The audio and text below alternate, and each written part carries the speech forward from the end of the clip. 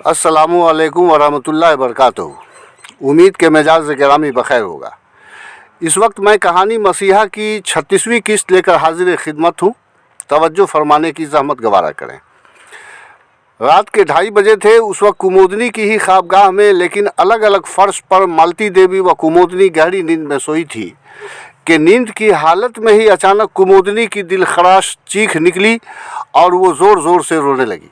अंदर से बाहर तक अपनी अपनी जगह सोए रामलाल, रमा देवी और गेस्ट रूम में सोए महताब खान घबरा कर उठ बैठे और हैरत से इधर उधर देखने लगे। मालती देवी मुर्गे बिस्मिल की तरह छटपटा उठी और कुमोदनी के हृदय विहुल होकर रोने के सबब अपने फर्श से उछलकर अपनी बिटिया के फर्श पर चली गई और उसे बाहों में समेट लिया।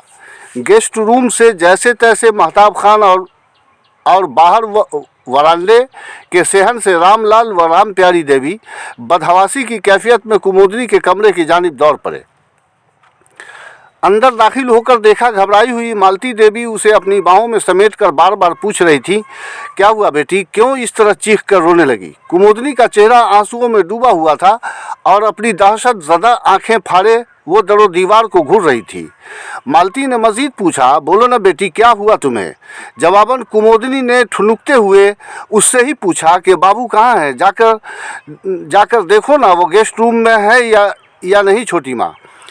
अरे मेरी लाडली बिटिया, तुम होश में आओ और ख़ुद देखो, वो खुद घबराए हुए हम लोगों के पीछे खड़े हैं। कुमोदनी ने अपना सर घुमाकर देखा और बिलक कर फिर रोने लगी तो महताब ने झुककर उसे अपनी बाहों में उठा लिया और कुमोदनी उसकी गर्दन में अपना चेहरा छुपाकर अपना चेहरा गारते हुए बुरी तरह रोने लगी। सभी लोग घबरा उठे थे। घबराया हुआ अफसुर्दा रामलाल भी कमरे के गेट पर खड़ा था। किसी की समझ में कुछ भी नहीं आ रहा था। महताब किसी छोटी बच्ची की तरह उसे गोद में लेकर सोफा पर बैठ गया और उसी आसना राजन भी अपनी आंखें मलता हुआ आया और माँ से पूछा, दीदी को क्या हुआ मम्मी। बेटा, यही तो अभी मालूम नहीं कि तुम्हारी दीदी को क्या हुआ कि इस प्रकार चिल्लाई और रोई। लगता है कोई डरावना ख्वाब देखकर डर गई है। महताब ने आंसुओं से भीगी हुई उसके बालों की लटों को अपने हाथों ऊपर समेटते हुए पूछा, मम्मी जी सही कह रही हैं जान, मुझे भी यही गुमान हो रहा है। अब चुप हो जाइए और बताइए, आपने वाकई कोई डरावना ख्वाब देखा है तो वो क्या था। कुमोदनी के जिस्म में हल्की कपकपी पैदा हो गई थी। उसने रोते हुए कहा, मैंने स्वप्न में देखा कि कोई आपको मुझसे छीन कर भाग रहा है। महताब ने कहा, ऑफ माई गॉड डार्लिंग, दुनिया की कोई ताकत ऐसी नहीं जो मुझे तुमसे छीन सके सिवाय मौत के। कुमोदनी ने फौरन अपनी हथेली उसके होठों पर रख दिया। नहीं नहीं, ऐसा मत कहिए। अगर आनी ही हो तो मौत मुझे आ जाए। आप जीवित रहकर मेरे नाम पर चंद पैसे भी खैरात करते रहेंगे तो मेरी आत्मा को संतुष्टि मिलती रहेगी। Not possible. कोई अपनी दुनिया तबाह होने के बाद भी जिंदा रह सकता है क्या। उसने उसे बाहों में दबोचकर अपने कलेजे में साट लिया था। फिर थोड़े वक्फा के बाद वो राजन से बोला, राजन बाबू क्रेडिट उठाकर मेरे नज़दीक लाइए। राजन ने फ़ौरन तामील की और वो नंबर डायल करने लगा। कई घंटियों के बाद हेलो की आवाज़ सुनी तो महताब ने कहा, डॉक्टर साहबा हैं क्या। मैं महताब खान बोल रहा हूँ। ओह अच्छा, नमस्ते बाबूजी। मैडम तो आज रात की ड्यूटी पर हॉस्पिटल में हैं। अच्छा, मैं वहीं फ़ोन कर लेता हूँ। फिर उसने हॉस्पिटल के ऑफिस का नंबर डायल किया तो इत्तेफाक से डॉक्टर आभा सिन्हा ने ही फ़ौरन उठाया। हेलो जी, मैं महताब खान फ्रॉम यशोदा भवन। ओह गॉड, सब खैरियत तो है चंदा बाबू। महताब ने कहा, देखिए ना मैडम, कुमोद गहरी नींद में थी और कोई दहशत ज़दा ख्वाब देखकर बुरी तरह डर गई है। काफ़ी सहमी हुई है। इसकी धड़कनें इस वक्त काफ़ी सुस्त लग रही हैं मुझे। नो गॉड, यहाँ लेकर आ सकते हैं क्या। जी हाँ, क्यों नहीं, अभी लेकर आता हूँ। महताब ने फ़ौरन कपड़े तब्दील किया और उसे लेकर चला तो साथ में मालती देवी, रमा देवी और राजन भी गए। डॉक्टर सिन्हा ने चुमकार कर कुमोदनी को हंसाने की कोशिश की मगर वो बिल्कुल खामोश और उदास ही रही। लिहाजा उसे एक खाली वार्ड के बेड पर लेटा दिया। नब्ज देखी और आला लगाकर उसका हार्ट चेक करती हुई बोली, बिलाशुबा इनके हृदय को गहरा सदमा पहुंचा है चंदा बाबू, लेकिन ये सब हुआ कैसे। महताब ने कुमोदनी के सपने की बात दोहराई तो मैडम ने प्यार से कुमोदनी को देखा जो खामोशी से छत को घूर रही थी। तो मैडम बोली, अगर इस तरह के ख्वाब से ही डर जाएंगी जो कभी हकीकत नहीं होते, तो अपने चंदा बाबू के साथ कदम से कदम मिलाकर कैसे चल पाएंगी। कुमुदिनी ने अपनी निगाहें डॉक्टर मैडम के चेहरे पर मरकूज करके गुलोगीर लहजे में कहा, मैं अपनी जान दे सकती हूँ मैडम, मगर ये नहीं देख सकती कि इन्हें कोई मुझसे छीन रहा है। अपने अल्फाज के साथ ही उसकी आंखें सावन भादों की तरह बरसने लगी थी। मोहतरमा आबा सिन्हा उसके आंसुओं को देखकर अफसुर्दा हो उठी थी। उधर यशोदा भवन के मेन गेट में ताला लगाकर सिसकता हुआ रामलाल आश्रम में दाखिल हुआ था। उसके बेटा बहू ने अपने लिए कमरा मखसूस कर लिया था। रामू ने आहिस्तगी से कुंडी बजाई तो बसंत दास ने दरवाज़ा खोला। उसके ताक़ुब में उसकी पत्नी सरोजनी खड़ी थी। पिता को रोता देख दोनों घबरा गए। बसंत ने पिता को फौरन बाहों में ले लिया और घबराए लहजे में पूछा, क्या हुआ बाबूजी, आप क्यों रो रहे हैं। रामलाल बोला, मालकिन की तबीयत बहुत ज़्यादा ख़राब हो गई है बेटे। मालिक उन्हें लेकर सदर अस्पताल गए हैं। तुम्हारी माँ, छोटी मालकन और राजन बाबू भी साथ गए हैं। सरोजनी रोने लगी तो रामलाल ने मना किया और बसंत ने हथेली से पत्नी का मुंह बंद कर दिया। मगर मामूली सुनगुन पाकर भी अयूब मियाँ घबराए हुए दूसरे कमरे से बाहर निकले। उन्हें जब मालूम हुआ तो वो फौरन बाहर की जानिब भागे, मगर उस वक्त किसी भी सवारी का मिलना मुश्किल था। बसंत ने कहा, बाबूजी, क्या मालकन की सवारी ऐसे अवसर पर भी मालकन के गुलामों के काम नहीं आ सकती। हाँ बेटा, क्यों नहीं, चलो। और जब वो तीनों बाहर निकले, अयूब मियाँ का कहीं अता पता नहीं था। रामलाल ने फौरन बग्गी तैयार की और बेटा बहू के साथ चल पड़ा। कोई मील भर आगे मिठनपुरा बस्ती के पास सुनसान सड़क पर अयूब मियाँ रोते हुए दौड़े जा रहे थे। वाह रे अयूब मियाँ, अजीब पागलों जैसी कैफियत थी उनकी। आखिर अब उनकी जान अपने मोहसिन व मोहसिना में जो बसी थी, क्योंकि ज़िंदगी में सही और पुरसुकून मुकाम तो उन्हें अब मिला था। बहरहाल रामलाल ने उन्हें बग्गी में बैठाया और आनन फानन सभी हॉस्पिटल पहुंच गए। डॉक्टर साहबा अपनी एक अधेड़ उम्र नर्स से बोली, सिस्टर, एक बोतल सलाइन और 2-3 दवाओं का नाम बताकर लाने को कहा।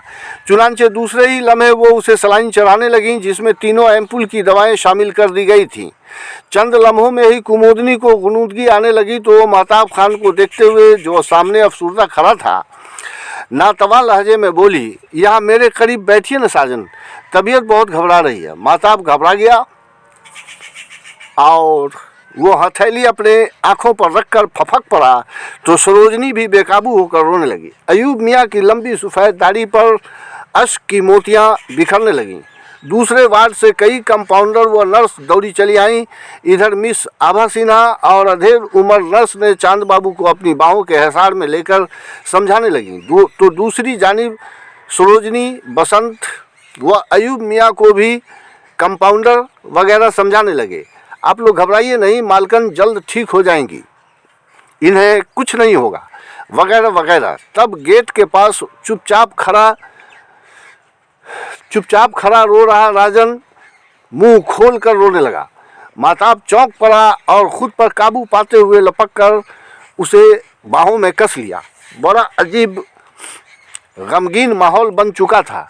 लम्हों मैडम के समझाने बुझाने पर लोग ज़रा नॉर्मल हुए तो सबों ने कुमुदनी की जानिब देखा। वो गहरी नींद की आगोश में समा चुकी थी। सलाइन वाटर में हार्ट के रेस्ट व नींद की दवाएं मिलाई गई थीं, लिहाजा उसका चेहरा काफ़ी हद तक पुरसकून हो चुका था। महताब ने एक कंपाउंडर से कहा, लोगों की गिनती कर लें और सदर गेट के होटल वाले मामा से कहें चाय लेकर आएंगे, स्पेशल चाय, मेरा नाम उन्हें बताएंगे। कंपाउंडर ने कहा, मैं खुद अभी लेकर आया बाबू। मगर होटल वाले मामा खुद ही बड़ी सी केतली में चाय और 2 दर्जन गिलास लेकर फौरन हाजिर हुए।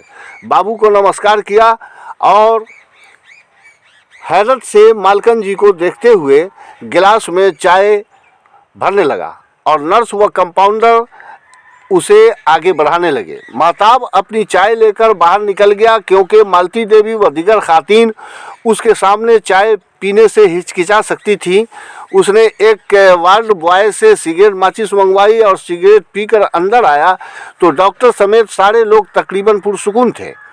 मैडम ने महताब को अपने पास बैठने का इशारा किया, मगर वो खुद किसी फिक्र में डूबी दिखाई पड़ी। महताब ने प्यार से पूछा, आप कुछ सोच रही हैं मोहतरमा?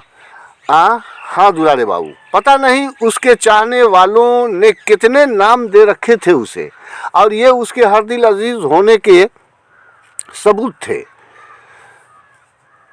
जो भी बच्चे, जवान, बूढ़े, मर्द व खातीन एक बार मिलते उसके गर्विदा बन जाते और अपनी जान निछावर करने पर आमादा हो जाते थे।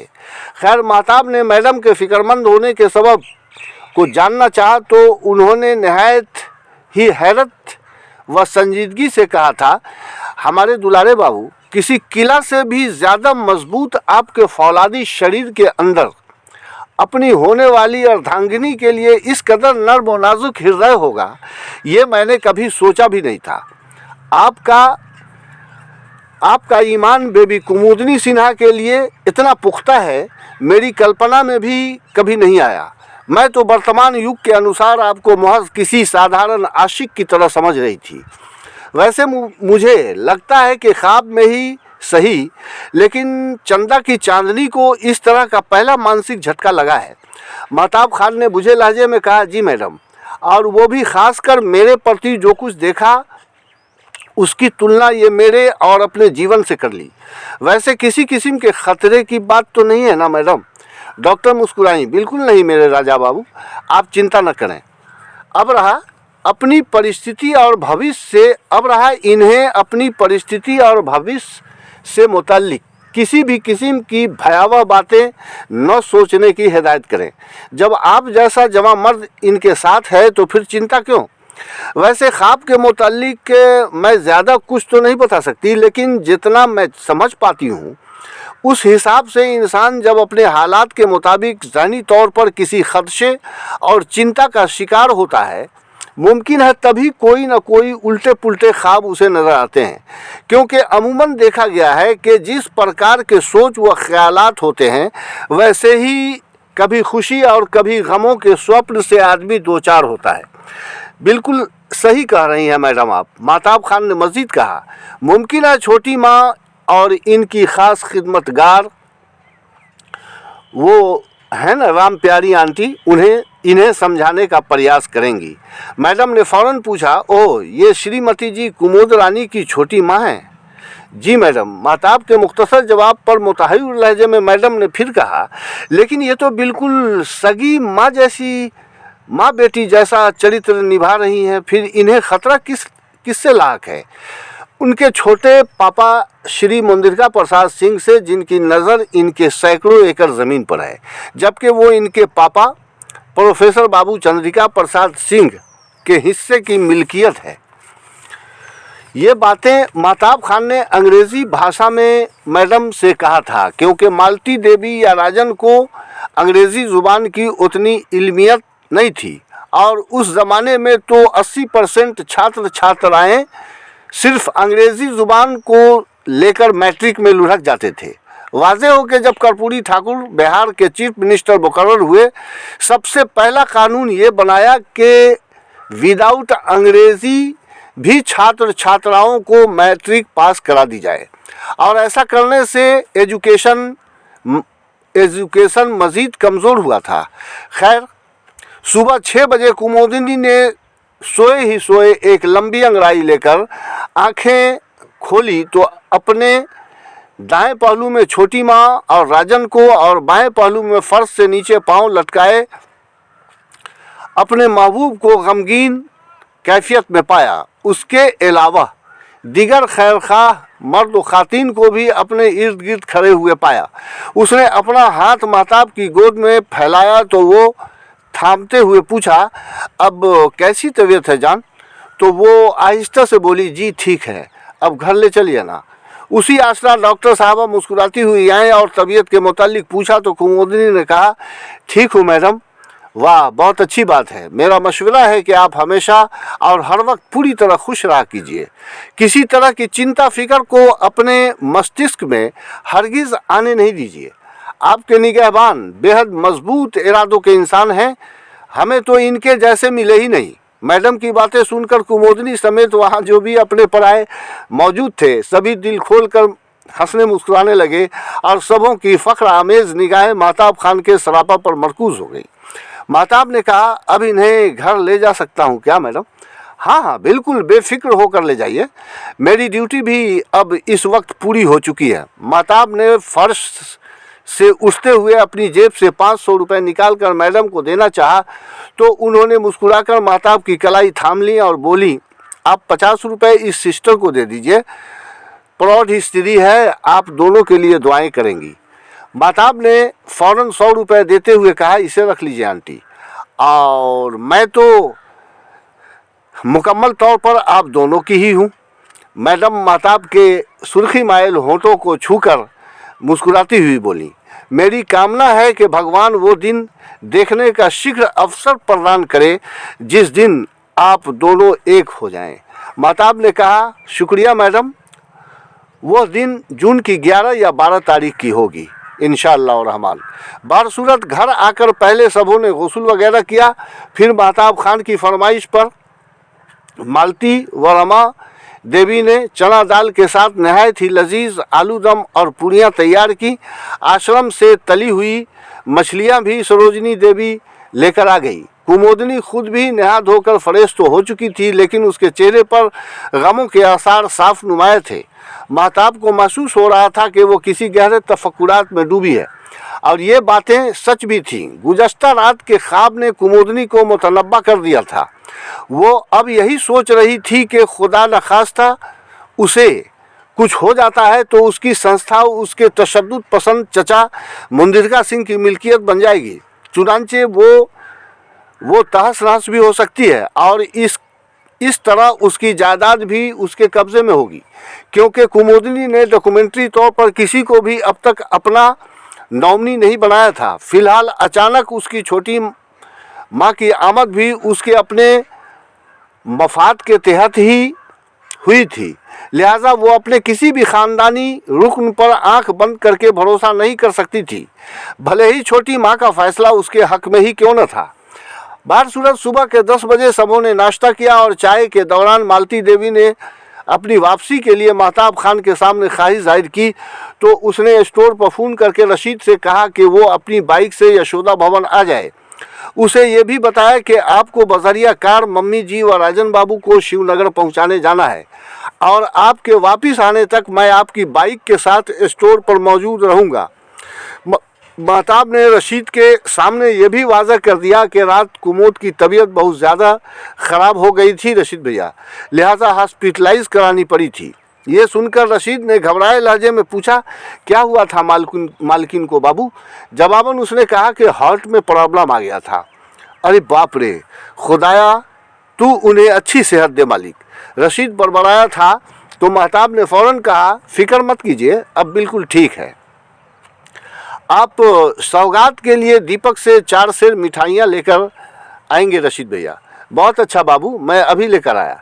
चुनांचे जाते वक्त मालती देवी और राजन दोनों ही उदास थे। मालती गुलूगीर लहजे में बोली, बेटी तुम लोगों से जुदा होने को दिल नहीं चाहता, मगर क्या करूं, मजबूर हूं। ऐसे चंडाल व्यक्ति के साथ जीना पड़ रहा है कि खुद अपनी ही जिंदगी कांटे की तरह चुभती रहती है। उसने महताब खान से बेतकल्लुफ़ होकर कहा, दामाद जी आप मेरी लाडली बेटी को ज़्यादा देर तन्हा न छोड़ेंगे, क्योंकि उल्टे पुल्टे ख्वाब ने इसके हृदय को बहुत गहरा आघात पहुंचाया है। महताब ने नहायत गंभीर लहजे में कहा, आप इत्मीनान रखें मम्मी जी, आपकी बेटी मेरे लिए मेरी ज़िंदगी से भी ज़्यादा अहम है। ये सुनकर मालती हुमक पड़ी और महताब खान मायूस व उदास राजन को प्यार से चूमते हुए 300 रुपये उसकी मुट्ठी में थमा दिया। दोनों माँ बेटे कार की पिछली नशिस्त पर बैठ गए। तब रशीद भी बाबू को सलाम करके ड्राइविंग सीट पर बैठा और कार स्टार्ट करके दौड़ाता चला गया। कोई 1 घंटा 40 मिनट बाद हवेली पर पहुंचकर रशीद ने कार रोकी। उस वक्त मुनिरका सिंह घर पर मौजूद नहीं था। मालती ने कार से उतरने के पहले रशीद से सरगोशी में कहा, अगर कोई पूछे कि आप मुझे कहाँ से लाए हैं तो कहिएगा महनार गांव से लाया हूँ। रशीद ने फ़ौरन कहा, जी ठीक है मैडम, आप बेफिक्र रहें। वाज़ेह हो कि मुजफ्फरपुर जाने से पहले मालती अपने बेटे बहू से भी इसी बहानेबाजी की ताकीद कर गई थी और बहू ने मोहल्ले की कई पड़ोसनों के पूछने पर यही बातें बताई भी थी। इससे आगे पूछने पर बहू ने कहा था कि वहाँ मौसी जी की तबीयत ख़राब है, उन्हें देखने गई हैं। बारसूरत कार के पहुँचते ही मालती के बड़े तीनों बेटे मुस्कुराते हुए तेज़ी से बाहर निकल आए थे और बहू पर्दे की ओर से झांक कर मुस्कुरा रही थी। राजन भी सूट बूट में मलबूस दांत दिखाते हुए आगे बढ़ा तो मझले भैया ने बड़े से कहा, भैया राजन कुमार तो दूल्हा बनकर आया है। और फिर तीनों भाई एक साथ हंस पड़े थे। राजन कन्नी काट कर भाभी के पास चला गया और बाकी तीनों भाई कार के पास गए तो रशीद ने अगली सीट पर रखे हुए मिठाइयों के चारों डब्बे और कपड़ों से भरा बैग उन्हें थमा दिया और बच्चों ने फ़ौरन उसे घर ले जाकर छुपा दिया था, क्योंकि ऐसा करने का इशारा उन्हें माँ मालती देवी ने किया था। मालती दरवाजे की सीढ़ियाँ चढ़ते हुए रशीद से मुखातिब होकर बोली, आप 10 मिनट रुक जाइएगा, चाय पीकर जाइएगा। रशीद ने फ़ौरन कहा, नहीं मैडम जी, रहने दीजिए, अभी चाय पीने की ख्वाहिश भी नहीं है और वहाँ ढेर सारे काम भी हैं। फिर कभी आने का मौका मिला तो चाय नाश्ता सब कर लूँगा। अपने अल्फाज के साथ ही जब वो ड्राइविंग सीट पर बैठने लगा तो खरामा आता हुआ एक मुअम्मिर शख्स बोला, कहाँ से आए हैं ड्राइवर साहब? जी मानार से आया हूँ अंकल, कहते हुए रशीद ने कार स्टार्ट की और जल्दी से आगे बढ़ाता चला गया था। वैसे पूछने वाले को यह बखूबी मालूम था कि मानार में मालती बहू की एक बहन ब्याही हुई हैं। दूसरी जानिब महताब खान मेहमानों के रुखसत होने के बाद कुमोदनी को बाहों में लिए सोफ़ा पर बैठा था कि यकायक फ़ोन की घंटी बजी और उसने फ़ौरन रिसीवर उठा लिया। हेलो कहा तो उसकी मामी ने कहा, बाबू हमारी बहू रानी के साथ क्या सब हो गया और आपने मुझे बेखबर रखा? वो तो अभी रशीद बताते हुए गया है। अभी कैसी है हमारी बहू? जसीम ने फ़ोन करके मुझे यशोदा भवन जाने की ताकीद किया है। दोनों भाई बेहद फ़िक्रमंद हैं, उन्हें ही लेकर यहाँ आ जाइए ना। माताब बोला, यूँ तो इनके दिल में थोड़ा प्रॉब्लम आ गया था मगर अब ठीक है। दिलशाद बोली, इसी उम्र में दिल का प्रॉब्लम में आ जाना ख़तरे की अलामत है मेरे चंदा, बेहतर इलाज की ज़रूरत है। आप बहू को साथ लेकर फ़ौरन घर आ जाइए। हाँ अम्मी जान, अभी लेकर आ जाता हूँ। महताब ने रिसीवर रखते हुए अपनी बाहों में नीम दराज कुमोदनी को देखा तो दोनों ही के होंठों पर दिलफरेब हल्की मुस्कुराहटें मचलने लगी, क्योंकि इन पर आज पहली बार गार्जियन की हैसियत से मामी का हुक्म जारी हुआ था। कुमोदनी सीधी होकर बैठी। उसी आसना राम प्यारी देवी फिर से चाय ले आई। दोनों ने पी और दूसरे ही लम्हे महताब ने रशीद की मोटरसाइकिल पर कुमोदनी को अपने पीछे बिठाया और शहनाज मंजिल के लिए चल पड़ा। मगर उसके पहुंचने से कबल दिलशाद बानो और सबीदुल निसा सदर गेट के करीब खड़ी उसका बेचैनी से इंतज़ार कर रही थी। जो ही दोनों पहुँचे, दिलशाद बानो व समीदुल निसा बखूबी महसूस किया कि कुमोद काफ़ी सुस्त है। उसका फूल सा चेहरा किसी हद तक मुरझाया हुआ था और मिजाज व तबीयत में खामोशी थी। दोनों खातिन ने उसे फर्श पर सुला दिया और कुमोदनी के मना करने के बावजूद इसकी मालिश करने बैठ गईं। महताब ने कुमोद से पूछा, रशीद भैया के वापस आने तक मैं स्टोर पर जाऊँ क्या? हाँ जाइए ना, कुमोदनी नर्म लहजे में बोली तो दिलशाद बानो ने कहा, राजिंदर भी आज नहीं आया है। उसका फ़ोन आया था कि उसकी बीवी दर्द ज़ेह में मुब्तला है, पता नहीं बच्चा तवल्लुद हुआ या नहीं। महताब किसी हद तक फ़िक्रमंद हुआ। उसने फ़ौरन कहा, एक चक्कर लगाऊं क्या? हो सकता है हॉस्पिटलाइज करने की ज़रूरत हो और गांव ग्राम की जाहिल औरतें दाया के भरोसे जच्चा को घर में ही दबोच कर बैठी हों।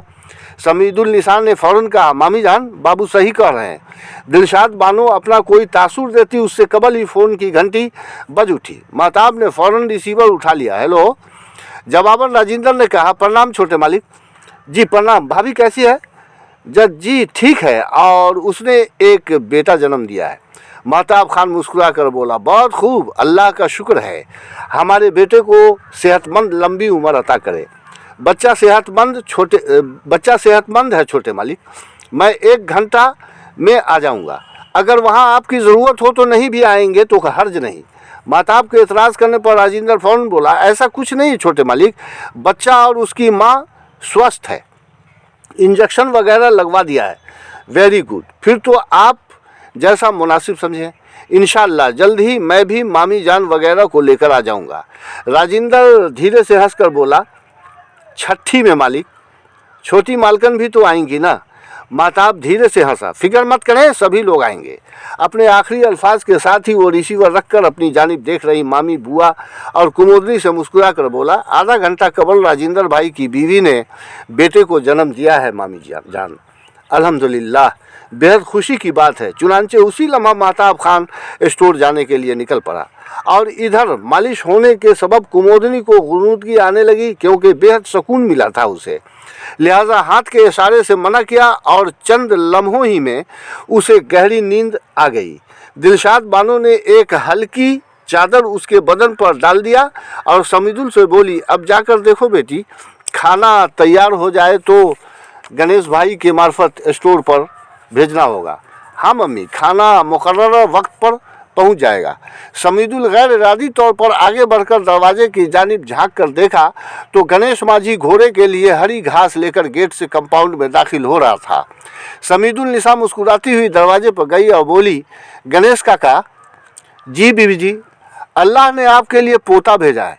राजेंद्र भाई का फ़ोन आया था। गणेश एक लम्हा के लिए ठिठक कर रुका और मुस्कुरा कर बोला, भगवान की कृपा है बीवी जी, मालिक बाबू नहीं आए? हाँ आए हैं ना, अभी अभी स्टोर पर गए हैं। और ओ अच्छा कहकर वो घास झाड़ कर घोड़ा को देने लग गया था। अगरचे समीदुल निसा तेजी से बावर्ची खाने में जाकर सब्जियां और गोश्त फ्राई करने लगी, मगर दिलशाद बानो अपनी होने वाली बहुरानी की कैफियत देखकर काफ़ी फिक्रमंद हो उठी थी। उसे हर पल हर लम्हे यही तरद्दुद सता रहा था कि आखिर 22 साल की छोटी सी उम्र में ही दिल को प्रॉब्लम क्यों हुआ, जबकि दुनिया की हर आशाइश मैसर है। वो सोचने लगी कि मेरा भांजा इसे पलकों पर बैठाए रखता है और ये लड़की खुद भी अपने महबूब को सुरमा काजल की मानिंद अपनी हसीन आंखों में सजाए रखती है। ऐसा भी नहीं कि चंदा इसे ज़्यादा देर तन्हा रहने देते हैं। फिर ऐसा क्यों?